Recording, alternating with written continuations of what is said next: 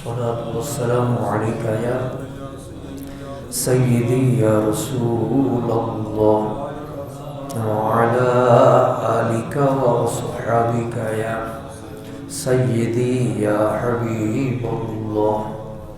الصلاة والسلام عليك يا سيدي يا نور الله وعلى آلك وصحبك يا سيدي يا محبوب الله. الصلاة والسلام عليك يا سيدي يا خاتم النبيين وعلى آلك وصحبك يا سيدي يا رحمة للعالمين. حضرات گرامی،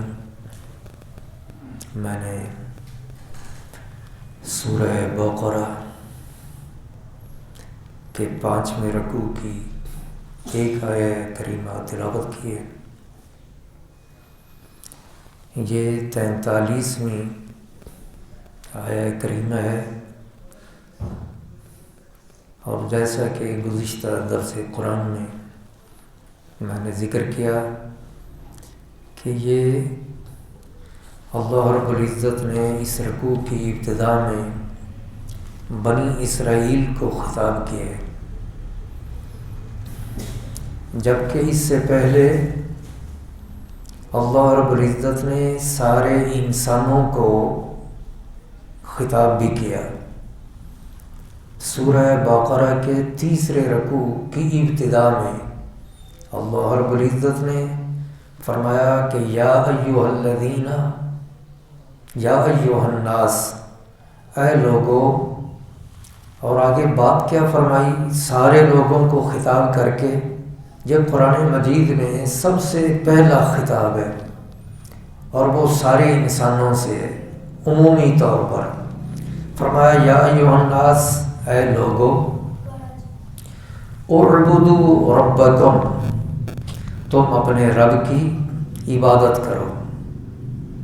عبادت کا ذکر وہاں پر بھی کر دیا، شروع میں کہہ دیا عبادت کرو. اور کس نے حکم دیا؟ جو معبود حقیقی ہے، اس نے سب کو حکم دیا، سارے انسانوں کو، کہ میری عبادت کرو، اپنے رب کی عبادت کرو. میں تمہارا رب ہوں اور میری عبادت کرو. پھر اللہ پاک نے مختلف اپنی شانوں کو بیان کیا، اپنی صفتوں کو بیان کیا. اور یہاں پہ آ کے جب 4تھا رکوع شروع کیا تو اللہ رب العزت نے پھر خطاب کیا، لیکن کن سے؟ اللہ رب العزت نے یہ خطاب کیا بنی اسرائیل سے، یعنی عام لوگوں کی بنسبت کچھ خاص لوگ ہیں، ان کو خطاب کر دیا اے بنی اسرائیل. اور چونکہ وہ بنی اسرائیل پہ اللہ پاک کی پہلے کئی نعمتیں عطا کی تھیں، ان کو نوازا تھا اپنی نعمتوں سے، تو نعمتیں یاد کریں. ایمان لانے کا ان کو بھی حکم دے دیا، ایمان لاؤ. ایمان لانے کے بعد جو ایمان کے تقاضے ہیں ان پر بھی پورا اترو. جب یہ فرما دیا آمنوا بما انزلت مصدقا لما معکم، اس پر ایمان لے آؤ جو میں نے اتارا.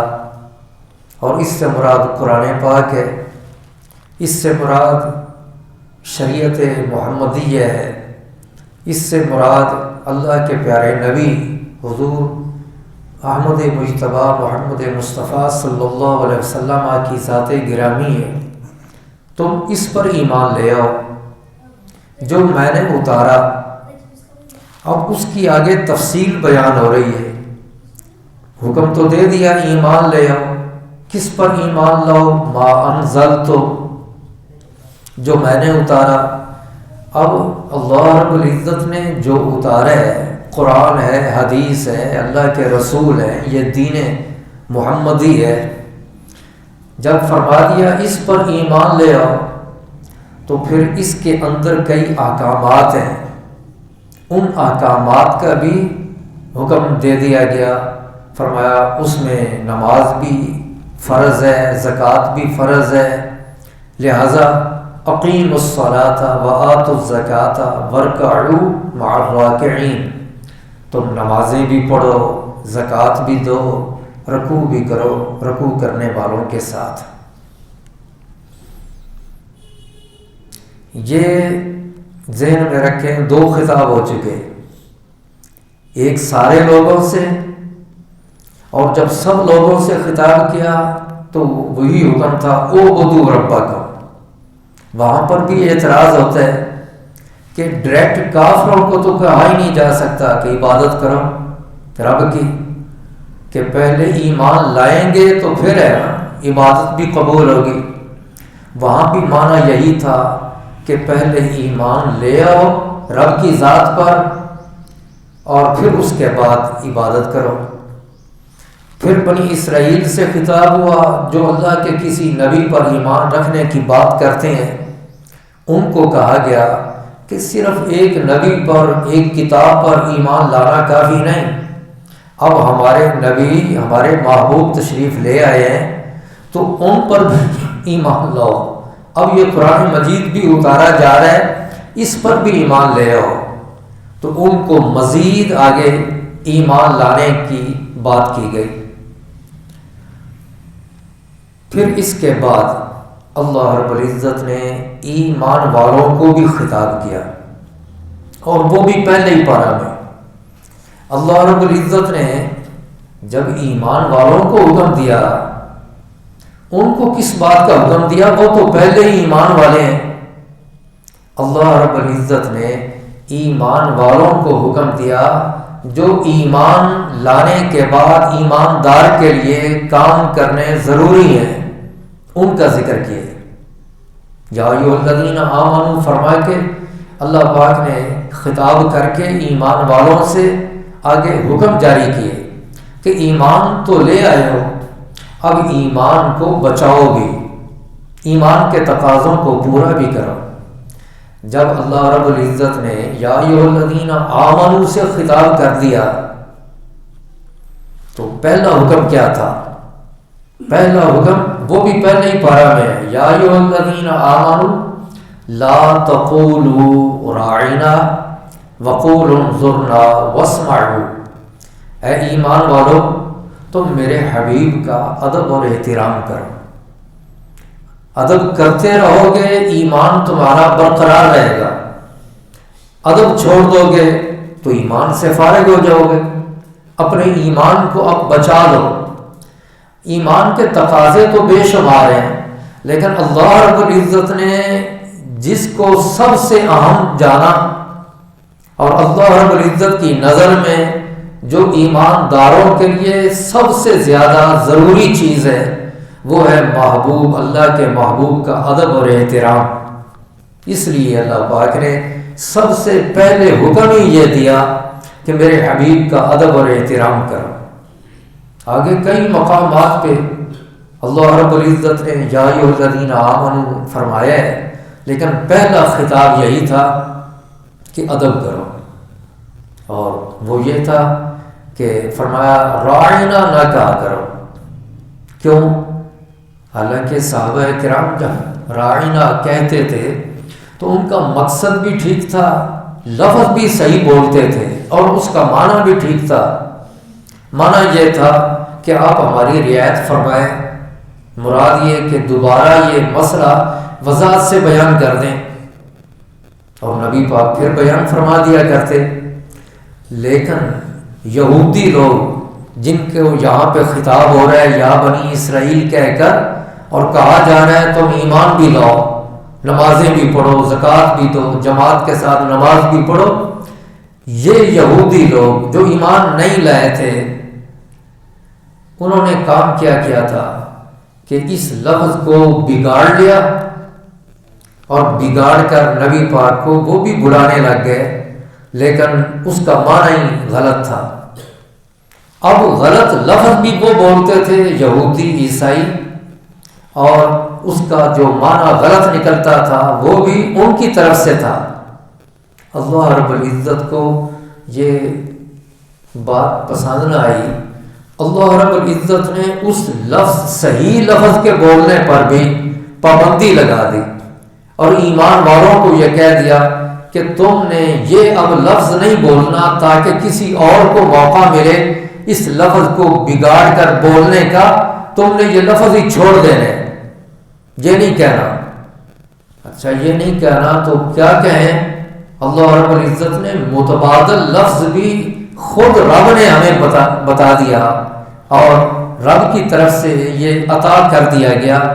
فرمایا وقول انظرنا، تم یہ کہا کرو انظرنا، ہم پہ نظر کرو، ہم پہ نگاہ کرو۔ تو انظرنا یہ اللہ پاک نے بتا تو دیا کہ ادب کے دائرے میں رہتے ہوئے میرے محبوب کو پکارو اور میرے محبوب کی نظر کرم کے سوالی بن جاؤ، عرض کرو، درخواست پیش کرو انظرنا، کیونکہ کوئی پرابلم ہو گئی ہے، کوئی تمہیں پریشانی ہو گئی ہے تو اس پریشانی کا حل یہ ہے کہ میرے حبیب کو کہو انظرنا۔ بعض لوگ کہتے ہیں بس رب کو ہی پکارو، اسی سے بات کرو، کام بن جاتا ہے، لیکن رب نے ہی تو اپنے محبوب کو بھیجا ہے، اپنے رسولوں کو بھیجا ہے، اپنے مقرب بندوں کو رب نے ہی قرب عطا کیا ہے نا۔ تو جو رب کے قرب والے ہوتے ہیں، جو رب کے محبوب ہوتے ہیں، ان کی بات بھی سنی جاتی ہے۔ اللہ رب العزت یہ نہیں فرما رہا کہ بس پوچھو ہی نہ، ضرورت ہی نہیں، یا تم مجھے پکارو اے اللہ مدد فرما، بلکہ رب یہ کہہ رہے تم میرے حبیب کو یہ کہو انظرنا، ہم پہ نگاہ کرو۔ اور پھر فرمایا واسمعوا، کہ تم بے دھیان ہو کے نہ بیٹھا کرو، بڑی توجہ کے ساتھ بیٹھا کرو، کوشش کرو کہ جب میرا حبیب کوئی بات کرے تو وہ بات تمہیں دوبارہ پوچھنے کی ضرورت ہی پیش نہ آئے، اچھی طرح ذہن نشین پہلے ہی کر لو۔ اس لیے فرمایا واسمعوا، اور تم سنا کرو۔ اور اس جملے کے آخر میں کہہ دیا وَلِلْكَافِرِينَ عَذَابٌ عَلِيمٌ، کافروں کے لیے دردناک عذاب ہے۔ کافروں کی تو بات ہی نہیں ہے، خطاب تو ایمان والوں سے ہے۔ اس میں اشارہ یہ کیا کہ اگر تم اب بے ادبی کرو گے نا، اگرچہ ایماندار ہو، اگر بے ادبی کرو گے تو ایمان تمہارا ختم ہو جائے گا اور تم کافروں میں شامل ہو جاؤ گے، اور کافروں کے لیے دردناک عذاب ہے۔ پھر اللہ رب العزت نے دوسرے پارہ کے اندر یا ایھا الذین آمنوا فرمایا، وہاں قصاص کا ذکر کیا گیا ہے۔ پھر آگے تیسرے مقام پہ اللہ رب العزت نے فرمایا یا ایھا الذین آمنوا، اے ایمان والو۔ اور وہ جب فرمایا نا تیسرے مقام پہ یا ایھا الذین آمنوا، تو آگے ایک فرض کا ذکر کیا ہے جو کہ اہم فرض ہے۔ فرمایا کتب علیکم الصیام، تمہارے اوپر روزے فرض کر دیے گئے، اے ایمان والو تمہارے اوپر روزے فرض کر دیے گئے۔ نماز بڑی اہم عبادت ہے، اور اتنی اہم عبادت ہے کہ اللہ رب العزت نے سورہ بقرہ کے پہلے رکوع میں ہی متقی لوگوں کا جب ذکر کیا، ان کے لیے یہ کتاب قرآن مجید ہدایت ہے، تو ان کی جو صفتیں بیان فرمائیں وہ تھی یقیمون الصلاۃ ومما رزقناہم ينفقون، نماز قائم کرتے ہیں اور جو کچھ ہم نے ان کو دیا اس میں سے خرچ کرتے ہیں۔ نماز کا ذکر پہلے، ساری باتوں سے پہلے اللہ رب العزت نے قرآن مجید کے اندر نماز ہی کا ذکر کیا، یقیمون الصلاۃ، اور نماز کے ساتھ ومما رزقناہم ينفقون، زکوٰۃ کا بھی ذکر کر دیا۔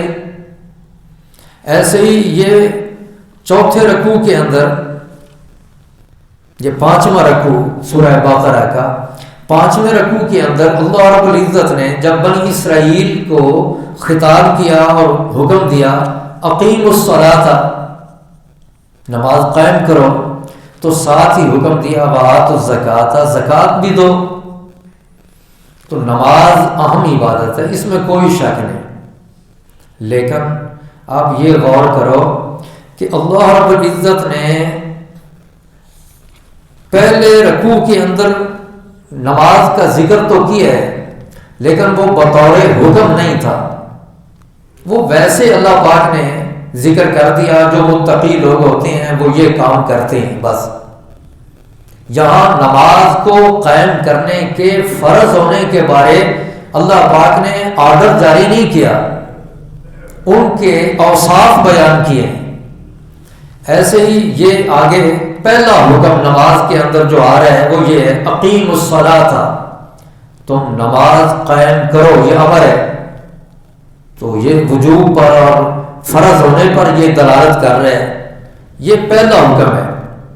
لیکن یہ جو پہلا حکم ہے اس میں ایمان والوں کو خطاب کر کے حکم نہیں دیا جا رہا، یہ تو بنی اسرائیلیوں کو حکم دیا جا رہا ہے۔ اب غور کریں کہ یہ پہلا مقام ہے دوسرے پارے کے اندر، جب اللہ پاک نے یا ایھا الذین آمنوا کہہ کر خطاب کیا اور ایک عبادت جو فرض ہے اس کا حکم دیا اور بتایا کہ یہ فرض کر دی گئی ہے عبادت، تو وہ کون سی عبادت ہے؟ وہ روزہ۔ ماہ رمضان مبارک آ رہا ہے نا، تو اس ماہ مکرم کے جو روزے فرض کیے گئے تھے، جب اللہ پاک نے یہ حکم جاری کیا اور روزے کے فرض ہونے کی بات کی اور ایمان والوں کو بتایا کہ یہ اب فرض کر دیے گئے ہیں، تو اللہ پاک نے یہاں پہ نہ عام لوگوں سے بات کی، نہ بنی اسرائیلیوں سے خطاب کیا، بلکہ اللہ پاک نے روزے کا حکم دیتے وقت اور فرضیت کا ذکر کرتے ہوئے اللہ رب العزت نے ابتدا میں یا ایھا الذین آمنوا کہہ کر یہ شرف عطا کر دیا کہ اے مومنو، اے ایمان والو، یہ رب کی طرف سے عطا کی جا رہی ہے، یہ خطاب عطا کیا جا رہا ہے، اے ایمان والو، یہ کہہ کر تو جب یہ بات سنی کہ رب کی طرف سے یہ فرمایا جا رہا ہے اے ایمان والو، تو ایمان والے اتنی بات ہی سن کر ان کے دل باغ باغ ہو گئے کہ ہمارا رب ہمیں پکار رہا ہے، اور ایمان والوں کہہ رہا ہے، آگے حکم کوئی بتا رہا ہے، تو فوری طور پر ایمان والے جو ہیں وہ تیار بیٹھے ہیں کہ اب رب جو حکم دے گا ہم تو مانیں گے، وہ ہمیں فرما رہا ہے اے ایمان والو۔ اور ایمان کا معنی یہ ہوتا ہے ماننا، اے ماننے والو، رب تو کہہ رہے اے ماننے والو، تو اب جو حکم دے گا وہ ہم ضرور مان لیں گے۔ اللہ کریم نے یہ پہلے کہہ کر یا ایھا الذین آمنوا، پھر آگے حکم دے دیا کتب علیکم الصیام، تمہارے اوپر روزے فرض کر دیے گئے۔ ایک تو رب کی شفقت دیکھو، پیار دیکھو، رحمت دیکھو، محبت دیکھو کہ اس حکم کو جاری کرنے سے پہلے یا ایھا الذین آمنوا فرما رہے ہیں، یہ اعزاز عطا کر رہے ہیں۔ وہ یہ نہ بھی فرمائے یا ایھا الذین آمنوا تو یہ فرما دے بس ایمان والوں کے اوپر لازم ہے روزہ رکھنا، تو وہ بھی بہت تھا۔ جیسے حج کے بارے میں چوتھے پارہ کے اندر اللہ رب العزت وہاں ذکر نہیں کر رہا اے ایمان والو، خطاب نہیں ہو رہا، بلکہ چوتھے پارہ کے شروع میں پہلے رکوع کے اندر ہی اللہ رب العزت فرماتا ہے للہ علی الناس حج البیت من استطاع الیہ سبیلا، اللہ کے لیے، اللہ کی رضا کے لیے لوگوں کے اوپر لازم ہے، لوگوں کا ذکر کر کے، خطاب نہیں، لوگوں کے اوپر لازم ہے بیت اللہ کا حج کرنا۔ لیکن کون سے لوگ؟ جو وہاں جانے کی طاقت رکھتے ہیں۔ خطاب نہیں کیا اے ایمان والو تمہارے اوپر یہ لازم ہے کہ بیت اللہ شریف کا حج کرو، یہ بات نہیں کی۔ یہ شرف اللہ پاک نے اس عبادت کے لیے عطا کیا، روزے کی۔ جب عبادت کا حکم دیا گیا اور فرضیت کی بات کی گئی تو اللہ رب العزت شروع میں کہہ رہے یا ایھا الذین آمنو۔ اس میں نفی نہیں میں کر رہا کہ باقی جو احکامات ہیں ان میں ایمان والوں کو وہ حکم نہیں دیا گیا، حکم ہے، لیکن پہلے کی بات ہو رہی ہے، ابتدا کی بات ہو رہی ہے کہ ابتدا میں اقیم الصلاۃ فرمایا ہے تو وہ خطاب بنی اسرائیل سے تھا، اور قرآن مجید میں تو بڑی جگہوں پر نماز زکوٰۃ کا حکم دیا گیا اور ایمان والوں کو بھی حکم دیا گیا ہے، بار بار حکم دیا گیا ہے، لیکن اس انداز میں کہ یا ایھا الذین آمنو کہہ کر ابتدا میں ہی یہ عبادت کا حکم دیا جانا، یہ روزے کی بات ہے۔ اچھا، اللہ پاک کا ایک تو کرم یہ کہ اس نے فرما دیا اے ایمان والو تمہارے اوپر روزے فرض کر دیے گئے۔ پھر مزید اللہ پاک دیکھو بندوں کے ساتھ، اپنے محبوب کے امتیوں کے ساتھ کتنی محبت کرتا ہے۔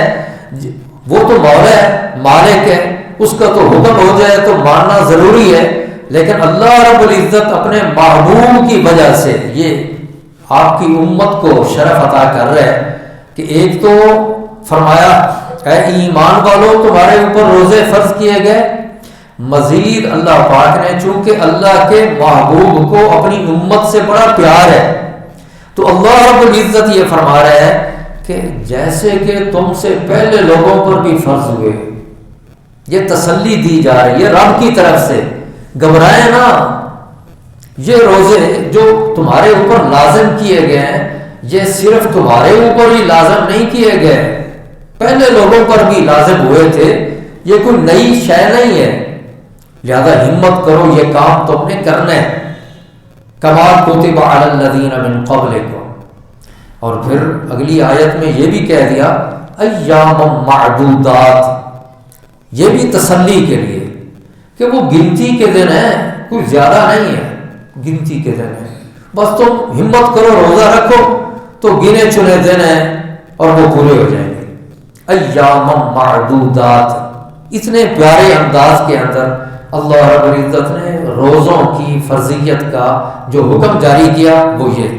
پھر آگے اگلی آیت میں صراحتاً فرما دیا شہر رمضان الذی انزل فیہ القرآن، ماہ رمضان وہ ہے جس میں قرآن اتارا گیا، جس میں قرآن اتارا گیا، یہ وہی قرآن ہے جس کے اتارے جانے کا ذکر ہو رہا ہے کہ بنی اسرائیل کو جو رب نے خطاب فرمایا 5ویں رکوع کے اندر، یا بنی اسرائیل کہہ کر کہ آمنوا بما انزلت، تم ایمان لے آؤ اس پر جو میں نے اتارا، اتارنے کا ذکر ہے نا، جو میں نے اتارا، تو جس مہینے میں اتارا گیا قرآن، اللہ رب العزت نے اس مہینے کا بھی نام لیا، اور پورے قرآن مجید کے اندر کسی مہینے کا نام صراحتاً نہیں لیا گیا۔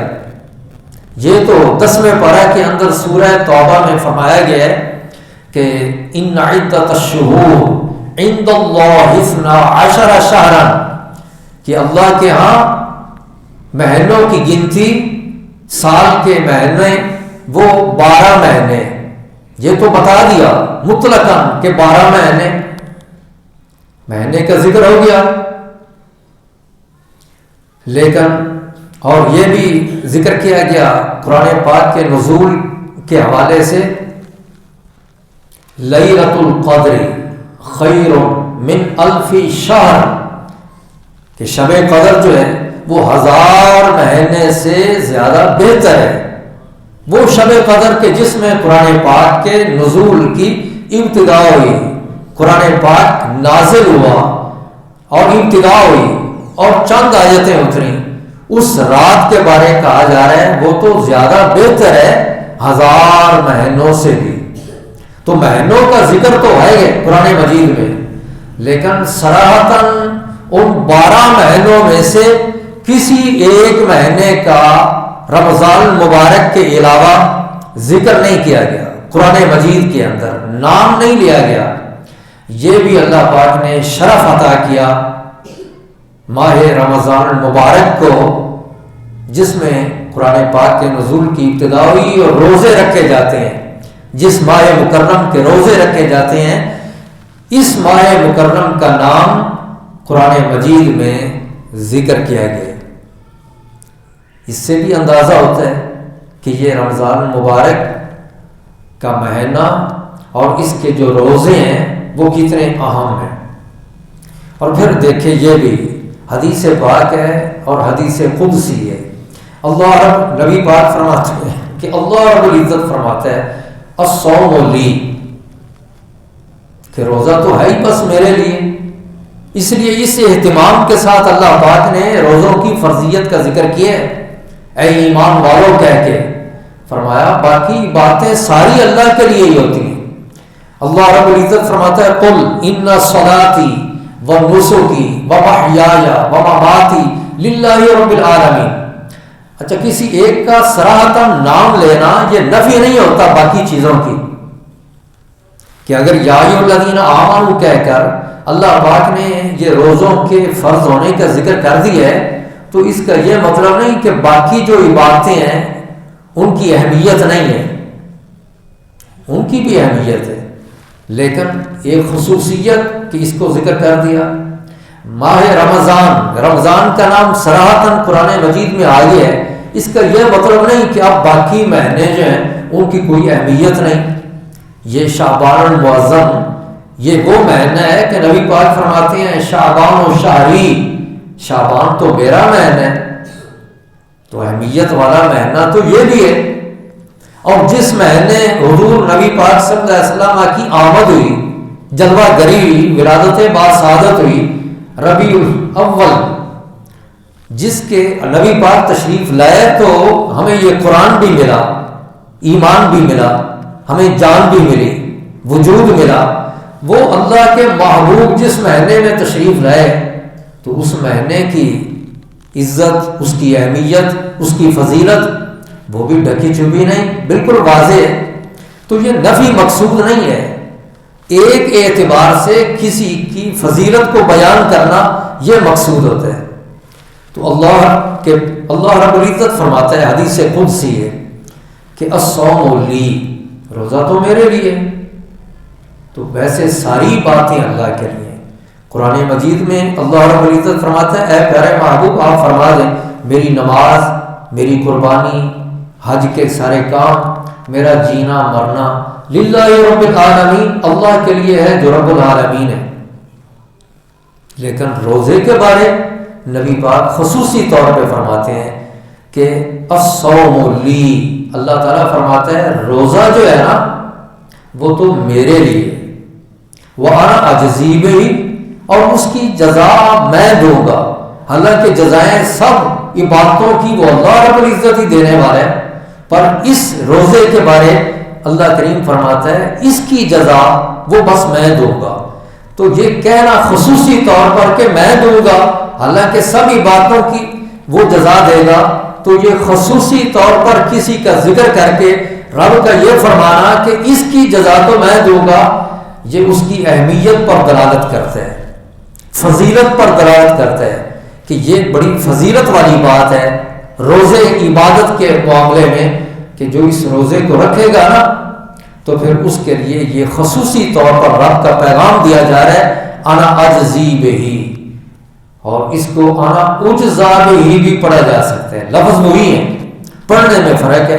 انا اجزا بہی اگر ہو تو پھر معنی یہ بنے گا کہ اللہ رب العزت فرماتا ہے باقی ساری عبادتوں پر میں اجر دوں گا، ثواب دوں گا، نعمتیں دوں گا، لیکن جو روزہ رکھے گا اس کی جزا تو میں خود ہوں، کہ میں ہی اس کا ہو جاؤں گا بس۔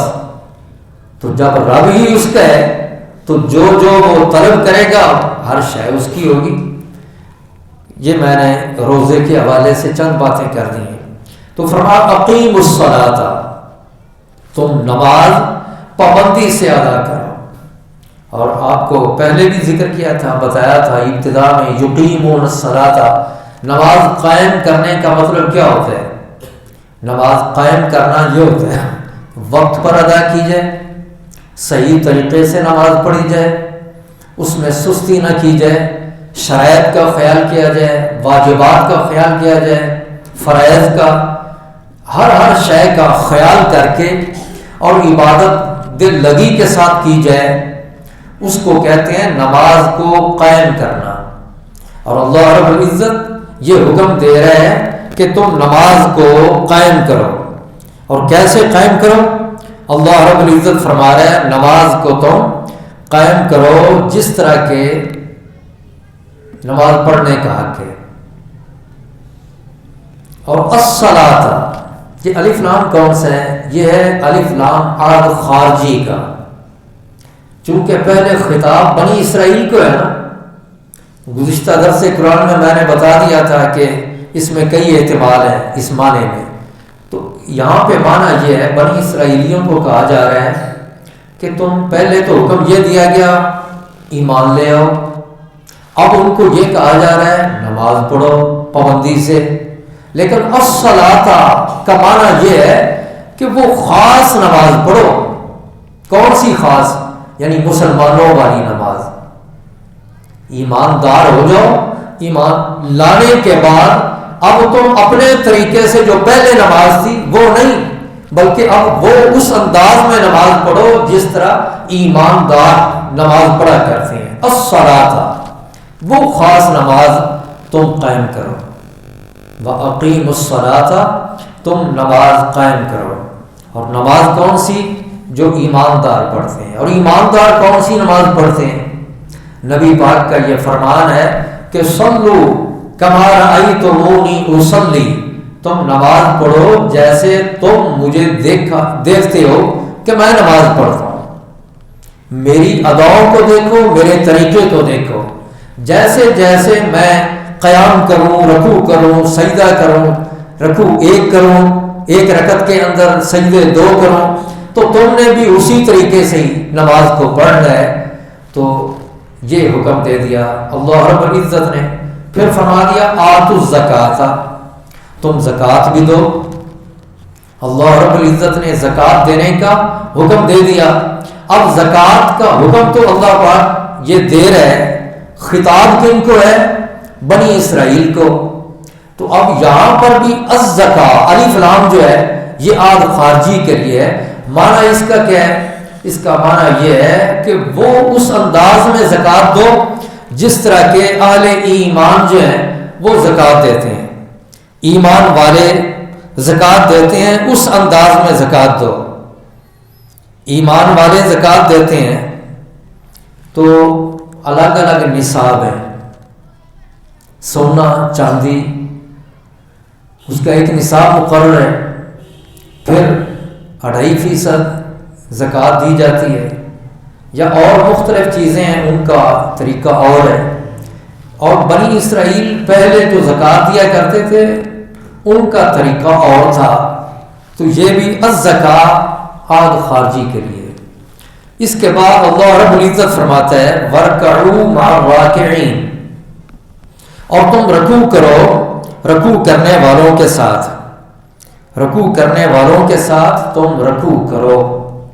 یہ اللہ رب العزت حکم دے رہے ہیں۔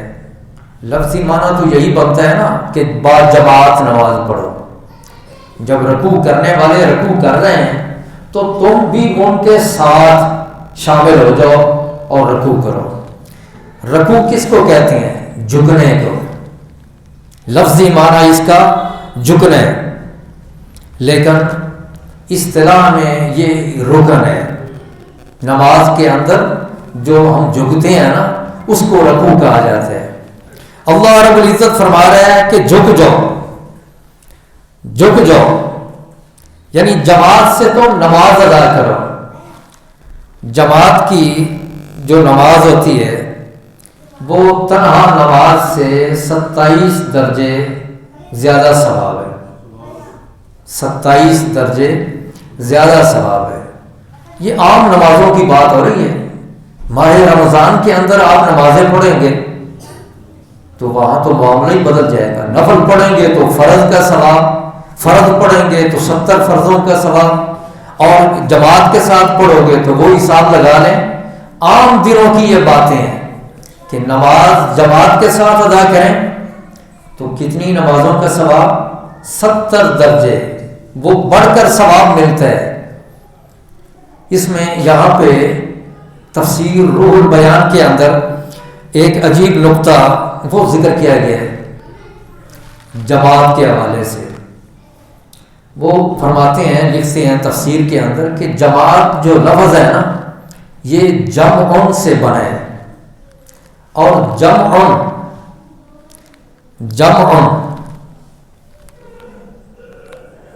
کس کو کہتے ہیں؟ عربی کے اندر جمع جو ہے وہ کم از کم 3 پر بولی جاتی ہے. جمع 3 پر بولی جاتی ہے. 2 کے لیے عربی میں جمع نہیں ہے. کم از کم 3 فرد ہونا اس پر جمع کا لفظ بولا جاتا ہے. 3 ہو یا 4 ہو یا 5، آگے جتنے بھی ہوں. تو جمع سے یہ لفظ بنا ہے جماعت کا. تو جب جماعت کا یہ لفظ بنا ہے جمع سے، تو جمع کم از کم 3 پہ بولی جاتی ہے.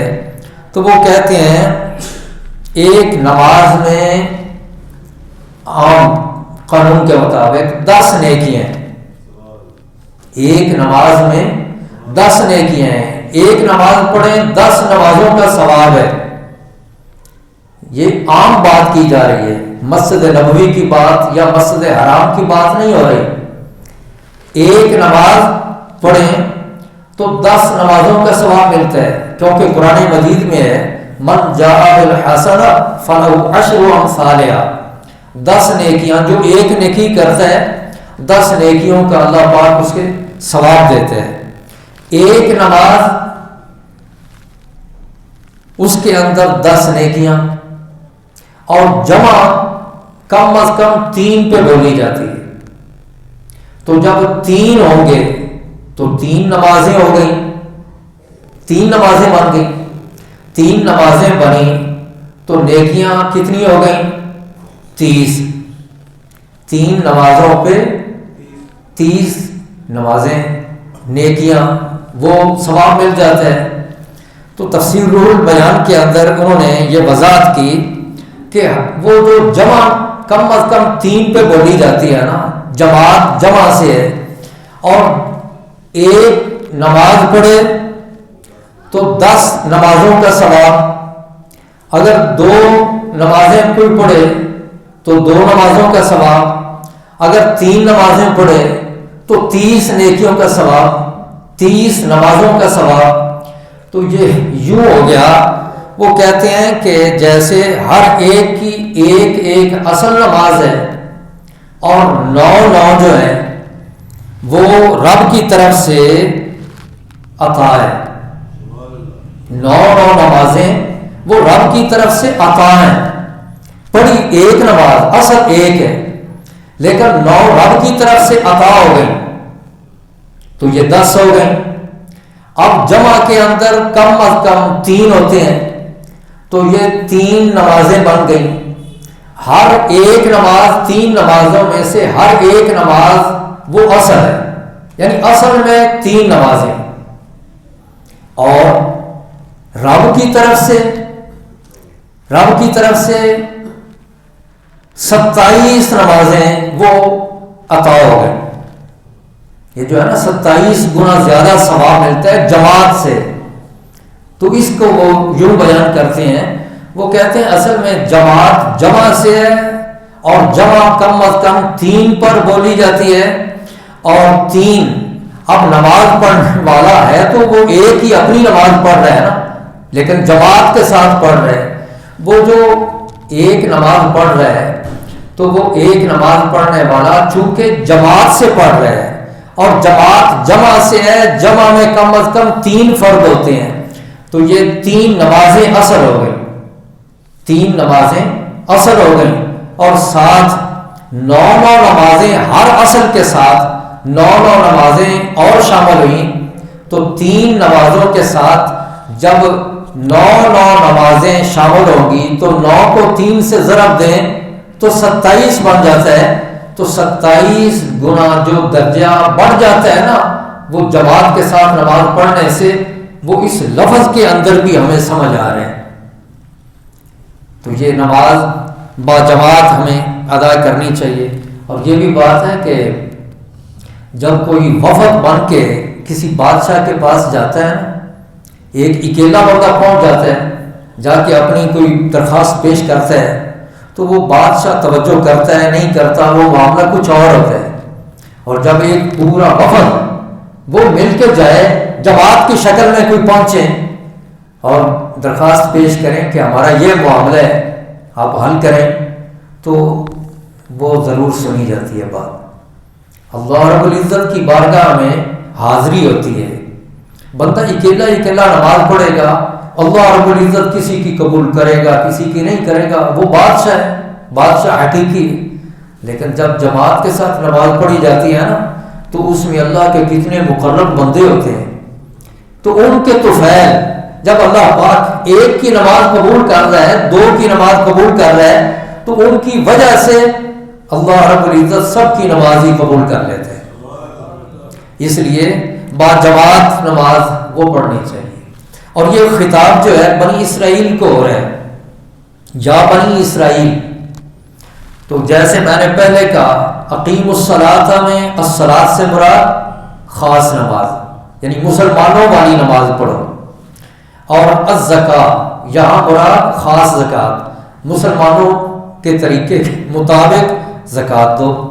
ایسے ہی یہ حکم بنی اسرائیل کو ہی دیا جا رہا ہے. تم ایمان لاؤ اور ایمان لانے کے بعد وَارْكَعُوا مَعَ الرَّاكِعِينَ، تم رکوع کرنے والوں کے ساتھ رکوع کرو. یہ ان کو حکم جو دیا جا رہا ہے نا، حالانکہ نماز کا تو حکم ہو چکا ہے، پھر یہ ان کو حکم کیوں دیا جا رہا ہے؟ وہ اس لیے کہ ان کی نماز جو تھی نا اس میں رکوع نہیں تھا. ان کی نماز میں رکوع نہیں تھا، بغیر رکوع کے وہ نماز پڑھتے تھے. تو چونکہ یہ خطاب بنی اسرائیل کو کیا جا رہا ہے کہ تم ایمان لے آؤ اور ایمان لا کر پھر تم نماز بھی پڑھو، اور ان کو کہا جا رہا ہے کہ رکوع کرنے والوں کے ساتھ تم رکوع کرو، کا معنی یہ کہ تم مسلمانوں کے طریقے کے مطابق تم رکوع کے ساتھ نماز پڑھو. یہ نہیں کہ تم کہو کہ ایمان لانے سے پہلے ہم بغیر رکوع کے نماز پڑھا کرتے تھے، چلو اب بھی ہم نماز ہی پڑھنی ہے نا، تو ایمان ہم لے آئے تو اب نماز اسی طریقے کے مطابق پڑھ لیں. نہیں، فرمایا وَارْكَعُوا مَعَ الرَّاكِعِينَ، رکوع کرنے والوں کے ساتھ تم رکوع کرو، یعنی رکوع والی نماز وہ ادا کرو. اور پھر یہ جماعت کا جو حکم دیا گیا ہے، یہ جماعت کا حکم سب کے لیے عام نہیں، اس میں الگ الگ چیزیں ہیں.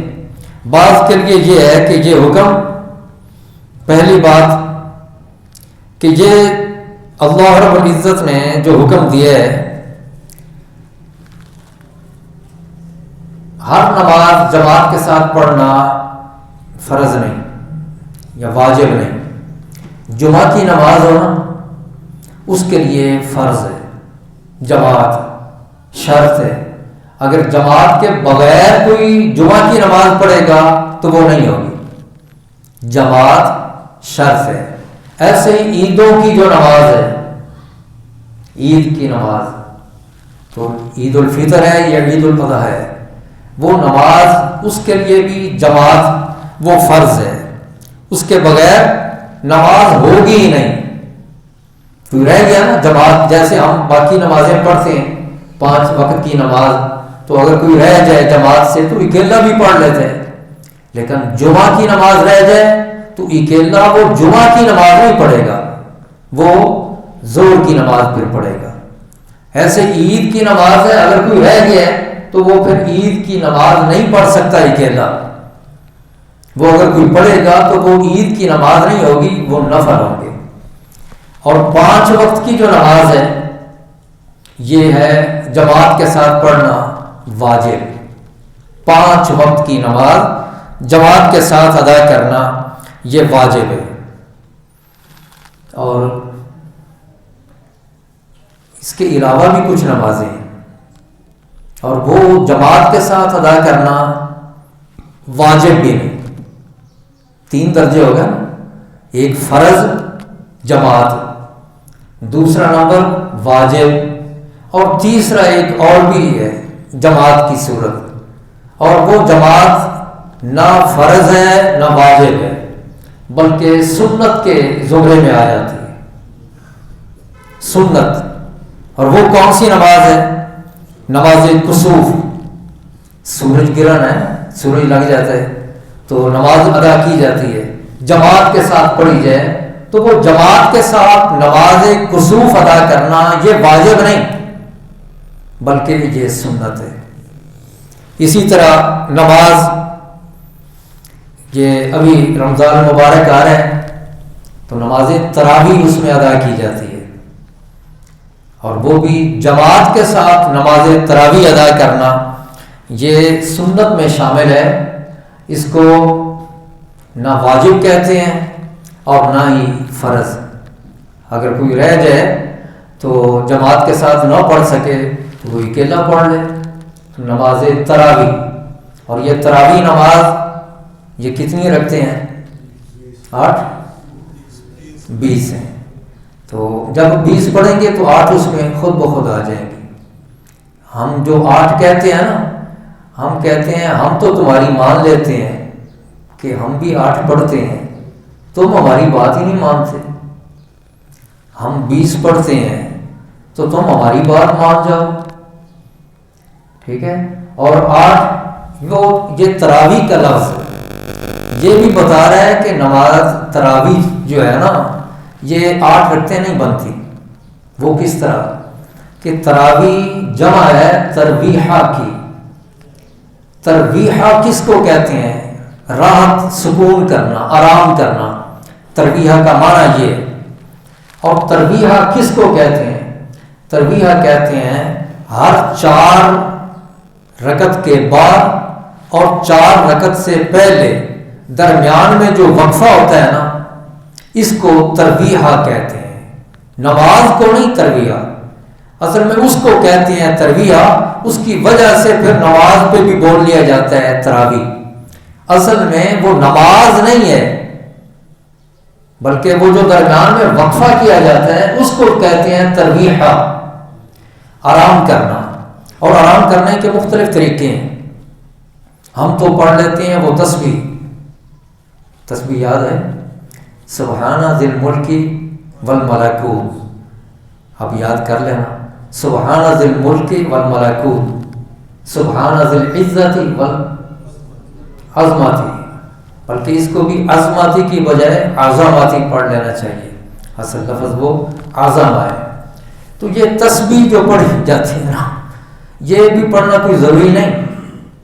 تو یہ تسبیح تھوڑا سا ہم وقفہ اصل دے رہے ہوتے ہیں، تازہ دم ہو جائیں گے، بعض حضرات وہ پانی پیاس لگی ہے وہ پانی پی رہے ہیں درمیان میں، تو وہ جو وقفہ ہوتا ہے نا 4 رکعتوں کے بعد اور 4 رکعتوں سے پہلے اس کو کہتے ہیں ترویحہ۔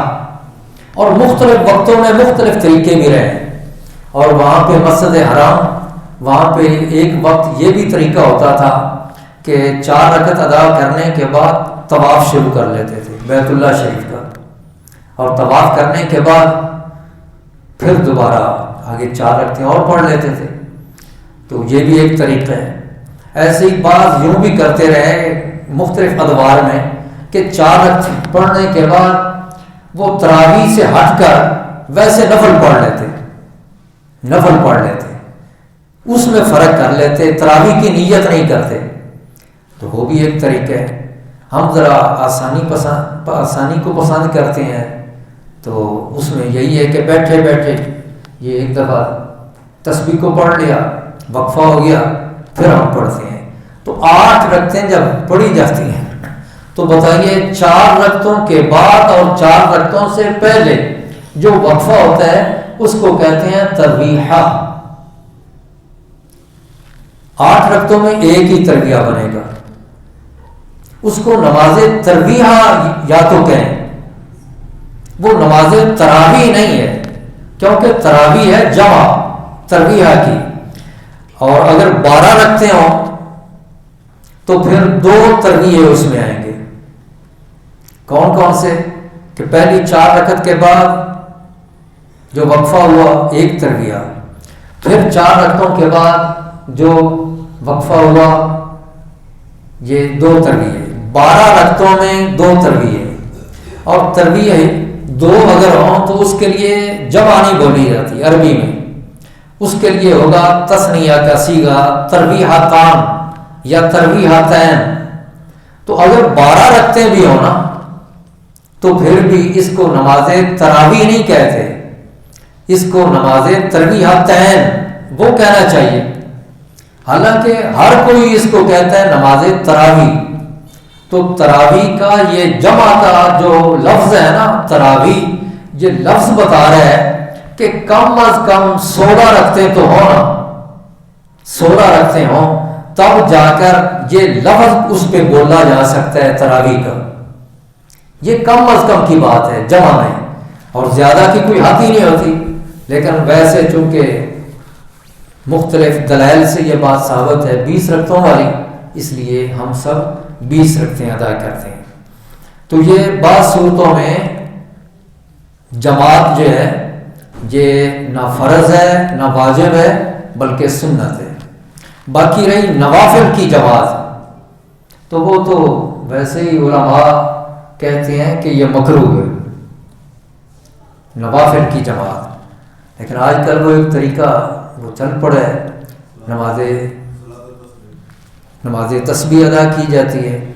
تو بہر صورت اب چونکہ ایک رواج پڑ گیا اور اکثریت ایسی ہے کہ وہ جماعت کے ساتھ پڑھتی ہے، اس لیے بعض علماء وہ اس پہ خاموشی اختیار کر لیتے ہیں، اور بعض یہ کہتے ہیں کہ چونکہ عموم بلوہ ہے اور اس کی بنا پہ اب یہ ہے کہ چلو اگر کوئی آتے ہیں تو ان کو آنے دیں، اعلان خصوصی طور پہ جو کیے جاتے ہیں وہ بھی مناسب نہیں ہوتے، باقی جو آتے ہیں نماز جماعت کے ساتھ پڑھتے ہیں تو آنے دو، تاکہ وہ لوگ جمع تو ہوں گے نا، جب جمع ہوں تو ان کو مسئلے کچھ بتا، نیت یہ کر لیں ان کو کچھ مسائل بتا دیے جائیں۔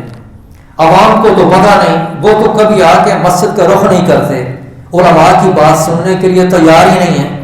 چلو اس بہانے اگر وہ آ رہے ہیں، آ تو مسجد میں رہے نا، تو آئیں گے عبادت کریں گے نماز پڑھیں گے، تو ساتھ ہی ان کو یہ بھی بتا دو، پیغام دے دیا جائے، اس نیت اگر یہ نیت کر لی جائے تو اس میں گنجائش پیدا ہو جاتی ہے کہ ان کو مسائل بتا دیے جائیں، اور یہ کہا جائے کہ یہ تو نفل تھے جس کی خاطر تم چل کے آ گئے، رات 1 بجے بھی کیوں نہیں نماز تسبیح وہ بھی آ گئے، اور اس سے پہلے عشاء کی نماز ہوئی تھی تو اس میں تمہاری تعداد کیا تھی، پھر صبح فجر ہونی ہے، فجر کی نماز میں کتنے آؤ گے، تو ان کو یہ بتایا جائے کہ نفل ان کا وہ مقام نہیں ہے جو فرائض کا ہے، تو فرض نماز ہمارے اوپر ہے 5 وقت کی، تو ان کو یہ تعلیم دی جائے، بتایا جائے۔ اللہ رب العزت ہم سب کو باجماعت نماز ادا کرنے کی توفیق عطا فرمائے، اور صحیح طریقے سے ہمیں نمازیں ادا کرنے کی، اور اللہ رب العزت اپنی عبادت کرنے کی توفیق عطا کرے۔ وآخر دعوانا ان الحمد للہ رب العالمین۔